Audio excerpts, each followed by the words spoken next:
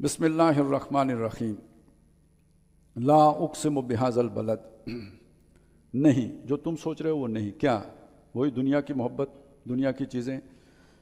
ایسا نہیں ہے. میں قسم کھاتا ہوں اس شہر کی. کون سا شہر؟ مکے کے شہر کی. کیوں؟ یہاں کی زندگی بہت تلخ ہے، بہت مشکل ہے، بہت مشقت والی زندگی ہے. یہاں وادی غیر ذی زرع ہے، کچھ اگتا ہی نہیں ہے. بڑی مشقت سے زندگی کے لیے بڑی سٹرگل کرنی پڑتی ہے یہاں. وَأَنْتَ حِلٌّ بِهَذَا الْبَلَدِ، اس کے کئی طرح معنی کیے گئے ہیں، لیکن میں اسی طرح کرتا ہوں کہ اے نبی جیسے ایذا رسانی کے لیے آپ کو حلال کر لیا گیا ہے، یعنی ہر طرح کے جبر کا ہتھ کنڈا آپ پر یہ اختیار کر رہے ہیں، اذیت دے رہے ہیں آپ کو. یہ آپ کی یہ جو آپ پہ جو بیت رہی ہے یہ گواہ ہے. وَوَالِدٍ وَمَا وَلَدٍ، اور باپ، والدین اور اولاد جو ایک دوسرے کے لیے مشقت کرتے ہیں، یہ گواہ ہے. لَقَدْ خَلَقْنَا الْإِنسَانَ فِي كَبَدٍ، کہ ہم نے انسان کو مشقت میں پیدا کیا ہے. دنیا کی زندگی یہ کانٹوں کی سیج ہے. اس میں خوشی، پھول بھی ہے تو ساتھ کانٹا ہے. پرفیکشن یہاں پہ نہیں ہے. جو آپ اطمینان چاہتے ہو وہ ملتا نہیں ہے. اور جن کو آپ خوشحال لوگ کہتے ہو وہ نیند کی گولی کے بغیر سو نہیں سکتے. جو زیادہ باشعور ہو جاتا ہے وہ کہتا ہے یار اب کیسے جئیں، غم بہت ہیں، یاد ماضی عذاب ہے، یار اب چھین لے مجھ سے حافظہ میرا. کیا کریں؟ کوئی بات سیدھی نہیں، ارمان ہی نہیں پورے ہو رہے. بہت نکلے میرے ارمان مگر پھر بھی کم نکلے، تو اب کیا کریں؟ ان غموں سے کیسے نجات پائیں؟ تو آسان فلسفہ ہے، لگے دم مٹے غم،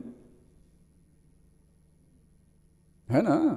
میں میکے کی راہ سے ہو کے گزر گیا، ورنہ سفر حیات کا بہت طویل تھا. کیا کرتے، کیسے گزارتے؟ نہیں گزرا جا سکتا، مشقت بہت تھی.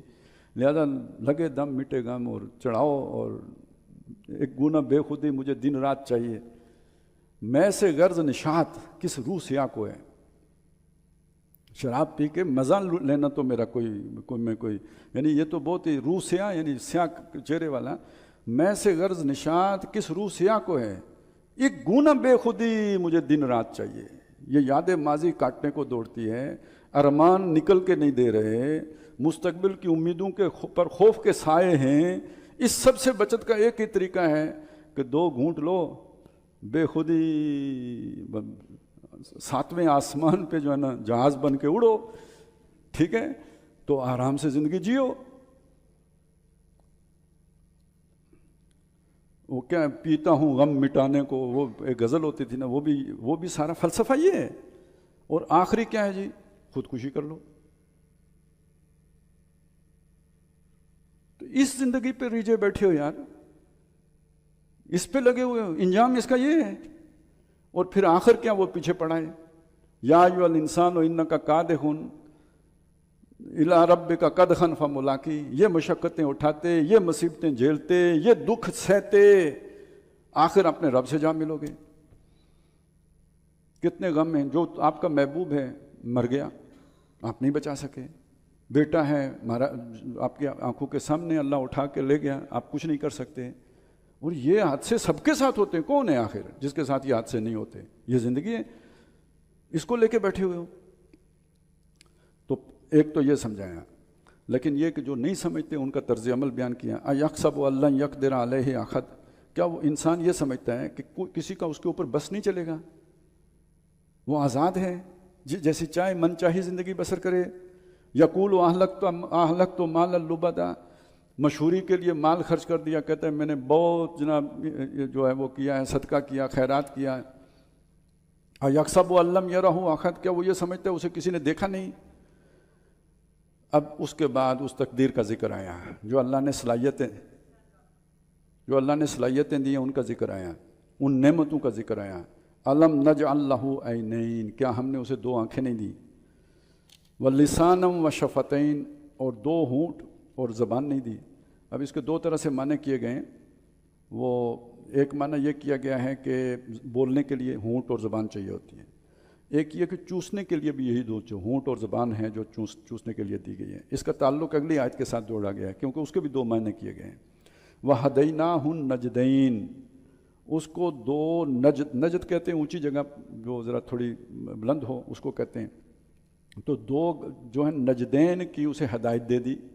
اب اس کا ایک معنی یعنی جو ماں کی چھاتیاں ہیں جس سے وہ اپنی خوراک اولین لیتا ہے. اب دیکھیے اس کے پیچھے شعور والی ہدایت کا تعلق نہیں ہوتا. اس کی زبان کیسے حرکت کرے گی, اس کے ہونٹ کیسے حرکت کریں گے, یہ ہدایت وہ بچہ لے کے آتا ہے. کتنا مشکل کام ہے, لیکن یہ کہ وہ کر لیتا ہے. تو اگر اللہ تعالیٰ کسی کو جس کام پہ لگانا چاہے تو اس کے لیے کوئی تردد اسے بہت بڑا نہیں کرنا, وہ ہدایت دے سکتا ہے جیسے یہ ہدایت دی ہے. اور دوسرے اس کے معنی یہ کیے گئے ہیں کہ وہ جو ہم نے سورہ دہر میں پڑھا تھا کہ 2 رستے بتا دیے, اما شاکرا و اما کفورا. تو اس معنی میں پھر دیکھیں گے تو یہ جو ہے نا یہ لسانم و شفتین کا مطلب ہوگا جی بولنے کی صلاحیت. کے آپ جو ہے نا وہ اس جو بھی الفاظ کے ذریعے سے کس طرف جاتے ہو, ہدایت کی طرف آتے ہو, یعنی الفاظ ہی سے سمجھنی ہے نا ہدایت, یا یہ کہ گمراہی کی طرف جاتے ہو. اب آئی جناب وہ رکاوٹ جو آپ کو اٹھنے نہیں دیتی, وہ رکاوٹ جو آپ کے تزکیے کے رستے کی رکاوٹ ہے, وہ جس کی وجہ سے تزکیہ رک جاتا ہے. یوں سمجھیے کہ وہ جو ابھرتا ہوا جو درخت ہے نا وہ ادھر ہی چوڑ مڑ ہو جاتا ہے, بجائے اٹھنے کے وہ بالکل بجھ کے رہ جاتا ہے. وہ کیا ہے؟ فلک تخم العقبہ.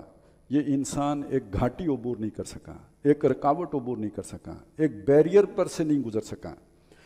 وما ادراک ما العقبہ. اور تمہیں کوئی پتہ ہے وہ بیریئر کیا ہے؟ وہ ہے فک و رقبہ, کسی غلام کو آزاد کرنا.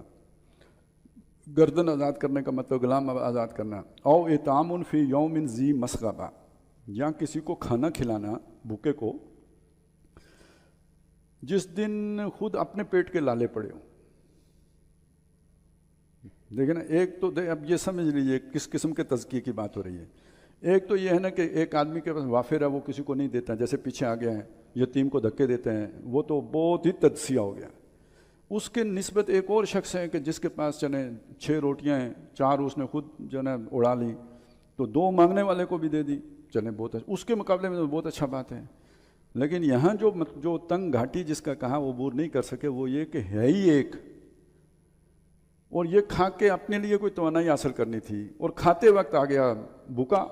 اس نے سوال کر دیا, آپ نے کہا بھئی اللہ تو مجھ سے بڑا ہے, اس کے نام پہ تو نے سوال کیا ہے تو تو لے لے, میں بھوکا ہی ٹھیک. ہاں جی, یہ تزکیہ ہے جی.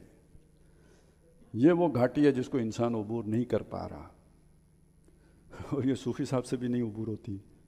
ویسے تو وہ مزکہ ہو گئے ہیں, لیکن ادھر آ کے تو وہ رک جاتے ہیں. ایک بات کہی جاتی ہے کہ کوئی شخص کسی پیر کے آ کے بیعت ہوئے, سالوں ان کے پاس رہے. وہ چھوڑتے اس وقت تھے جب وہ خلافت کا اہل ہو جاتا تھا نا, مطلب ان کی سمجھ کے مطابق وہ جا کے کام کر سکتا ہے. تو وہ جب اسے کہا کہ اب جاؤ گھر, تو اس نے کہا جی کوئی آخری نصیحت کر دیں. اس نے کہا بس اتنے عرصے میں جو سیکھا ہے اس پہ عمل کرنا. تو بہت ہیں وہ, نہیں جاتے ہوئے کچھ اور بھی ہوتا ہے نا, جیسے اب پورا دورہ ترجمہ قرآن سے گزر کے کہتے ہیں جی کچھ اور لیکچر بھی دے دیں. تو اس نے بھی کہا کہ کچھ اور بھی وصیت کر دیں. تو انہوں نے کہا اچھا یار ایسا کرنا, کبھی اللہ تعالیٰ پر اپنے آپ کو ترجیح نہ دینا. اس نے سوچا یار پیر صاحب نے مجھے ٹرخائی دیا ہے, یہ بھی کوئی ہو سکتا ہے کہ اپنے آپ کو آدمی اللہ سے بڑا جانے یا اللہ سے ترجیح دے, یہ کہاں ہو سکتا ہے. اچھا جب وہ رخصت ہونے لگا تو پیر صاحب نے اس کو جو ہے نا کوئی 2-4 روٹیاں زیادہ راہ دے دیا. کچھ روٹیاں چپڑی ہوئی تھیں, کچھ جو ہے نا وہ خشک تھیں. چلا جب بیٹھا نا روٹی کھانے کے لیے, تو اسی وقت کوئی مانگنے والا آ گیا. اس نے کہا اللہ کے نام پہ دے دے سخیا دے. سخی نے جناب چپڑی روٹی خود کھا لی, اللہ کے نام پہ سوکھی دے دی, چلا گیا. کچھ 5-6 مہینے سال کے بعد پھر پیر صاحب کے پاس آیا. پیر صاحب اسے منہ ہی نہ لگے, دائیں سے آئے بائیں سے آئے آگے سے پیچھے, وہ بات ہی نہ سنے. انہوں نے کہا حضرت کیا گستاخی ہو گئی. انہوں نے کہا اتنی تم نے اصرار کر کے مجھ سے وصیت دی, گھر جانے تک بھی اس کی لاج نہیں رکھی, اللہ کے نام پہ سوکھی دی, اور خود تو نے چپڑی ہوئی کھائی. تو اصل میں یہ ہے وہ چیز سمجھنے کی. اس سے زیادہ مشکل کام ہے کہ خود جو اپنا یعنی اپنے لیے رکھا ہوا ہے اور آخری چارہ ہے وہ بھی کسی اور کو دے دو. یہ گھاٹی عبور نہیں کر سکا انسان. یتیمن ذا مقربہ, اس یتیم کو جو قریبی رشتہ دار بھی ہے, بھوکا ہے قریبی رشتہ دار بھی ہے. او مسکینن ذا متربہ, یا اس مسکین کو جو مٹی میں رل رہا ہے. انسانی ہمدردی اگر نہیں ہے تو کوئی تزکیہ نہیں ہے. وہ دینداری جس نے آپ کو کٹھور دل بنا دیا ہے, وہ دینداری کہ جس نے آپ کے اندر سے انسانی ہمدردی نکال دی ہے, وہ کون سا تزکیہ ہے.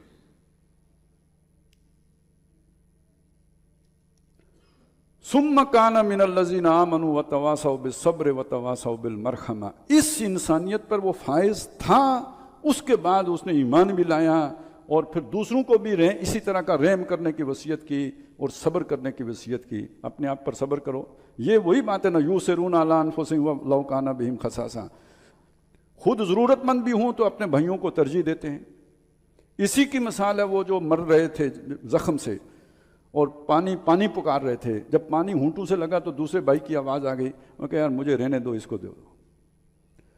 वो उसके पास पहुंचा तो तीसरी तरफ से आवाज़ आ गई, उसने कहा नहीं उसको दो। जब वहाँ पहुँचे वो साकी, तो वो मशकीज़े वाला, तो वो फौत हो चुके थे, शहीद हो चुके थे। वापस दूसरे के पास आए कि चलें इसको तो पिला दें, इसकी भी जान निकल चुकी थी। पहले के पास वापस आए, वो भी फौत हो चुका था। तीनों दुनिया से पानी पिए बगैर चले गए। ये तज़किया है। यूसिरून अला अनफुसिहिम वलौ काना बिहिम खसासा। फिर उन्होंने ये सब्र है।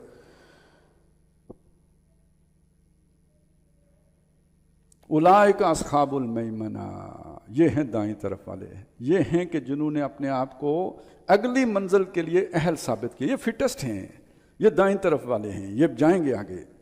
वल्लज़ीना कफ़रू बिआयातिना, और जिन्होंने हमारी आयात का कुफर किया, हुम अस्हाबुल मशअमा, वो बदनसीब हैं। शूमी किस्मत नहीं, लेकिन मशअमा, वो बदनसीब हैं। अलैहिम नारु मुसदा, उनके ऊपर आग को मूंद दिया जाएगा, यानी जैसे प्रेशर कुकर होता है बंद कर देते हैं, उस आग के अंदर उन्हें बंद कर दिया जाएगा। क्योंकि अब इनको इनका अगले मरहले के लिए ये सिलेक्ट नहीं हो सके, इन्होंने अपने आप को फिटेस्ट साबित नहीं किया है।